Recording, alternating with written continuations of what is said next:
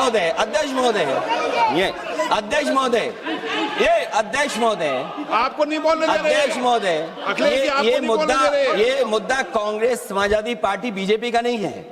ये मुद्दा युवाओं और छात्र नौजवानों का है।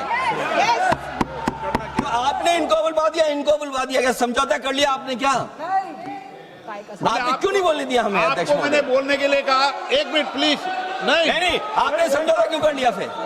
हम लोग का बात भी अखिलेश जी नहीं, छात्र नौजवान क्या केवल? अखिलेश जी एक मिनट। नहीं अध्यक्ष महोदय, अध्यक्ष महोदय, ये पक्ष ठीक नहीं है अध्यक्ष महोदय। ये युवा छात्र नौजवान हम सबके हैं, हम सब लड़ रहे हैं उनके लिए, हम सब लड़ रहे हैं उनके लिए।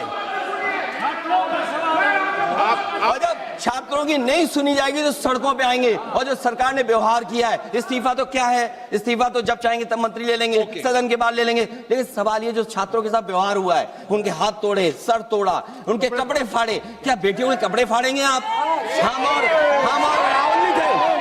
अध्यक्ष महोदय, हम मजबूरी में गए हैं प्रधानमंत्री के आवास पर। अगर आप सुन लेते हैं यहाँ पर तो हम नहीं जाते। क्या प्रधानमंत्री स्टेटमेंट नहीं दे सकते हैं? युवाओं के लिए आप बाहर बोल सकते हैं, सदन में क्यों नहीं बोल सकते हैं आप? माननीय सदस्य, सभी लोगों के मत आ गए हैं। आप भी चर्चा चाहते हैं, ये भी चर्चा चाहते हैं, और सरकार चर्चा करने को तैयार है।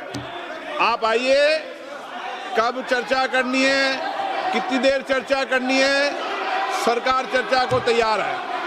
आप आइए चर्चा करने को।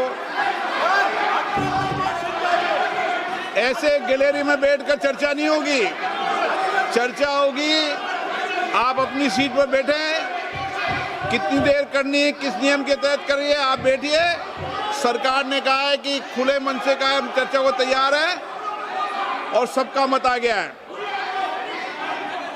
अब आपके आपस के विवाद को मैं सीट पे बैठ के नहीं मिटा सकता।